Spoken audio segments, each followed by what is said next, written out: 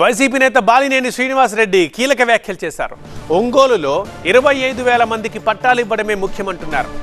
MP అభ్యర్థిగా మాగుంట ఉంటే అన్ని నియోజకవర్గాల్లో బాగుంటుందని పోరాటం జరుగుతోందంటున్నారు. నియోజకవర్గ ఇన్ఛార్జీలు పట్టనట్టుగా ఉంటున్నారు.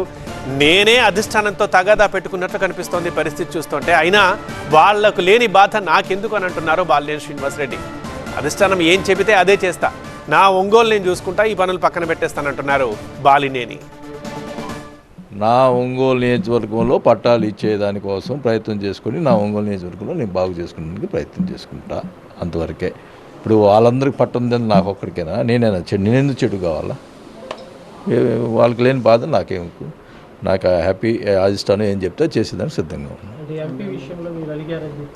అలిగేదండి బాబు, నేను ఒకటే చెప్తున్నా. అలాగే ప్రతి ఇదే కదా నేను అడుగుతున్నాను. అలిగారు, తీసుకెళ్ళి పోయారని మాట్లాడుతూ ఉన్నారు.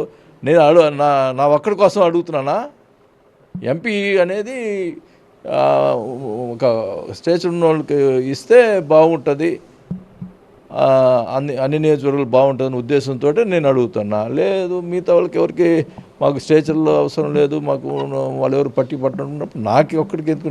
నాకే స్టేచర్ లేదా ఒంగోలులో? నా ఎంపీతో నేను గెలుస్తానా? నా ఇదితో నేను గెలుచుకుంటా. నా ప్రజలకి నేను పట్టాలు ఇచ్చుకొని మాట చెప్పాను, ఆ మాట ప్రకారం చేసుకుంటా, అంతవరకే. ఇవన్నీ వార్తలు అసలు ఎవరు మాట్లాడాను? నేను ఎవరైనా మీడియాలో మాట్లాడానా? ఇవన్నీ సీఎం గారు పిలిస్తే నేను బాగున్నాను, ఇవన్నీ కరెక్ట్ న్యూస్ కాదు. ఏది వచ్చినట్టు పార్టీ ఇప్పుడు నేను ఏమన్నా ఎంపీ విషయంలో మంచి క్యాండిడేట్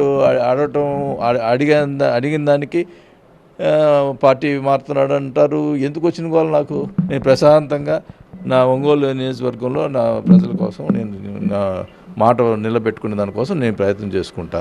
ప్రతి దానికి నన్ను బోతద్దం చూస్తూ ఉన్నారు ప్రతి విషయంలో. కాబట్టి నేను ఎవరు అందరికీ లేని బాధ నాకెందుకు, అదేదో అంటారు సామెత, నాకెందుకు? నా ఒంగోలు నేను ఎట్టయినా మరి ఏ ఎంపీ క్యాండిడేట్ వచ్చినా నాకు ఇది లేదు. నా వరకు నేను ఒంగోలు గెలుచుకునే దానికి నేను ప్రయత్నం చేస్తాను.